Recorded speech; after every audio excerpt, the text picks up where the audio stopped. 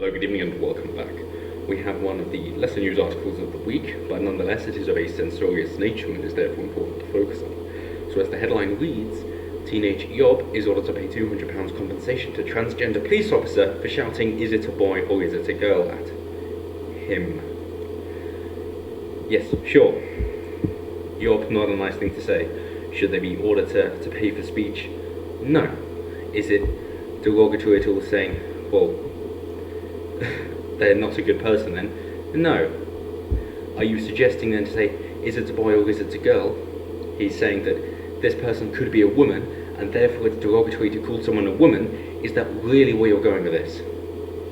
Because in that case, you're sexist. That is the law to say, oh, well, it's offensive to call somebody a girl. Is it? Is that the same as, oh, you can't call someone black because that's a bad word as well? Because we all know that black people are bad. Is that the idea behind it? But then you're saying, so if you call somebody white, that's okay because there's nothing wrong with being white. This seems to be very self-defeating, but well done. It's about time it caught up to you. So police community support officer Connor Friel was born female, became out a transgender aged 15. She has worked tirelessly against prejudice in the area of victim support. When she was on patrol in Mold, Declan Armstrong shouted at her twice, and he was convicted of using abusive or insulting words to cause harassment. So the gentleman, Declan Armstrong, was today ordered to pay £200 compensation to a transgender police officer for shouting, "Is it a boy or is it a girl?" at him. That's brilliant. So he said, "Is it a boy or is it a girl? Is it a boy or is it a girl?" And for that, the police community support officer got £200. So that's £100 per phrase of "Is it a boy or is it a girl?" Or pretty much £25 per word. That's bloody expensive. You have been fined a social credit for speech violation. PCSO Connor Friel, 25, was upset and embarrassed after the teenager shouted abuse while she was in uniform on street patrol duty. Yes, so the people we have supposedly protecting our streets, keeping everybody safe, they cannot handle it if someone suggests that they're a different gender. Oh no, that's too much. I mean, clearly they're going to be fine dealing with rape gangs and stabbings and gang warfare if they get upset and embarrassed about being called a different gender. Doesn't that really strike fear into the criminals, knowing that we have people like this patrolling on the streets? So the evil man, the evil white man, Declan Armstrong, 19, was put under a nighttime curfew in order to pay £590, 19-year-old, including the £200 compensation to the officer. Prosecutor Brian Jackson said Mr. Friel had been in full uniform on foot patrol in Mold, North Wales in October. She said Declan then shouted very loudly, "Is it a boy or is it a girl?" And again. She said when Mr. Friel looked over at Armstrong, he made a comment loudly again. And Miss Jackson said when Connor heard Declan say what he said, it left him feeling upset and embarrassed. Should this matter? No. You might be saying, well, it's because it's a police officer, in which case we should have more respect for them. Sure, this is a police community support officer, not a real police officer. And the thing is, seeing as we do have over 1,000 prosecutions per year in the UK for people saying mean things either online or on the street, which results in fine for saying something which aren't any threats, it's just them either bantering about or expressing their opinion, then no. But bloody hell, that's brilliant. So if you ever get pulled over by the police and you're feeling a bit intimidated, just say that to them. They're going to get upset and embarrassed, and then you can overpower them really easily and get away with it. Perfect. In a statement, Mr. Friel outlined the work she had done to raise awareness of transphobic hate crime. That included being part of a victim support campaign and being interviewed on the television, and she was aware by putting herself in the public eye she may be open to repercussions. Well, it must be so hard getting a television spot. Oh no! How have you ever handled it? She said she wanted to show more vulnerable members of the community that being transgender was not something to hide. Yeah, fair enough. Deal with it. I mean, surely you go, well, yes, I would like to be able to communicate and socialise with people I find desirable, and I would want to limit my exposure to people I find rude, abrasive, and impolite. Yes, cool. Should we therefore put a law in it? No, definitely not. Because with anything like this, you get people joking about by themselves, and then somebody else gets offended on somebody else's behalf, as has happened before many times, who has nothing to do with it, and now somebody who said an innocuous joke is now having to pay a fine. Or just their amusing comments. Because now your private life isn't private. Miss Jackson said, to have something shouted at her that had such personal connotations while she was out on her own in the middle of a public place that was rather busy due to market day football did leave her vulnerable, distressed and embarrassed. If they're that frail, don't have them on their own at all. She said it left her reluctant to undertake foot patrols on her own. There we are then. So it was like, we need even more police community support officers. Armstrong of Mould was convicted, but he still denied making the comments. He was convicted of an offence under the Public Order Act 1986, definitely what it was intended for, using abusive or insulting words with intent to cause harassment. Gary Harvey, defending, said he doesn't hold any prejudice against anyone in society.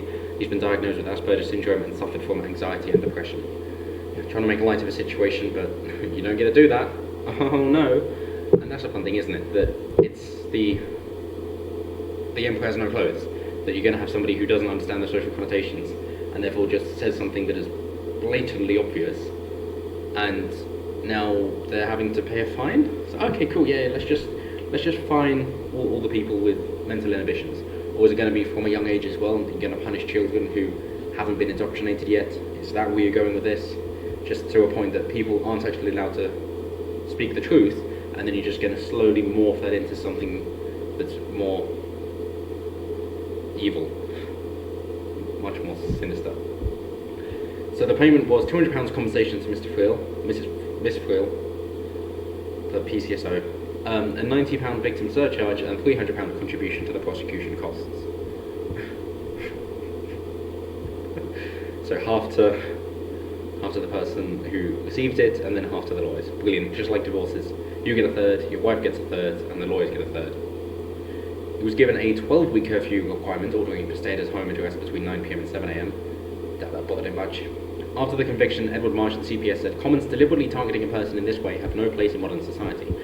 And the CPS takes any hate crime allegation extremely seriously, and we will robustly prosecute cases that meet the code for crime prosecutors. You have stabbings on the street, you have rape gangs. Freaking go after them if you're trying to prioritise things. Let's not waste our time with this. Maybe if people could talk openly, you wouldn't have the other issues. But no, instead of that, you're just going to try and cover more shit up. Good luck. How about you go through as a transsexual, transgender, whichever, on your own, through a no whites allowed neighbourhood, essentially, a no-go area, and see how much abuse you get there. And then let's see if you do anything about it, if you actually come out alive the other side. Because you don't actually care, do you? It isn't about the law and upholding things evenly. It's about virtue signalling and just wielding power over people that you can. That is all. Fuck off. In 2018-2019, the CPS secured convictions in 84% of the hate crime cases are prosecuted. Disturbing. And due to the severity of hate crime, the courts increased the sentences handed down in 74% of these convictions. Yes, increasing the sentences. So, Conor Friel says, troubled upbringing, thought she was gay, then thought she was, well, always thought she was in the wrong body and all that. So yes, it is a troubled upbringing, and I'm not trying to denigrate that at all. The point is, if you're easily intimidated by people, maybe the police isn't there for you, maybe you need to work on yourself a bit more first, and I don't see why there should be laws in place for this. Sure, Conor Friel could well be inspirational in that thought, oh, I'm getting bullied, people are being abusive of me at school, I'm going to go into law, see what I can do about it.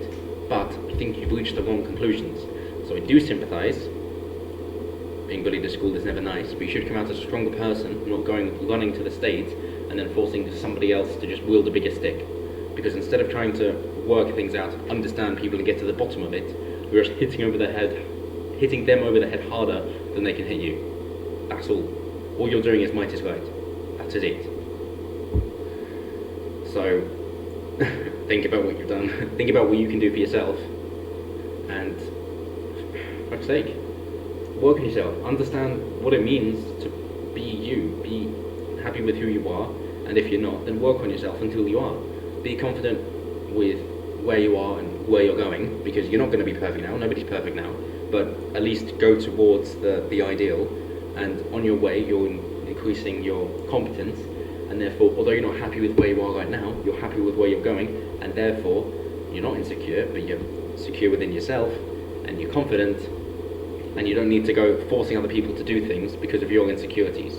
Instead, you're happy with who you are, because little things like this, little matters of the heart, your happiness has to come from within, and you can't just force other people into compliance. You will never be happy that way.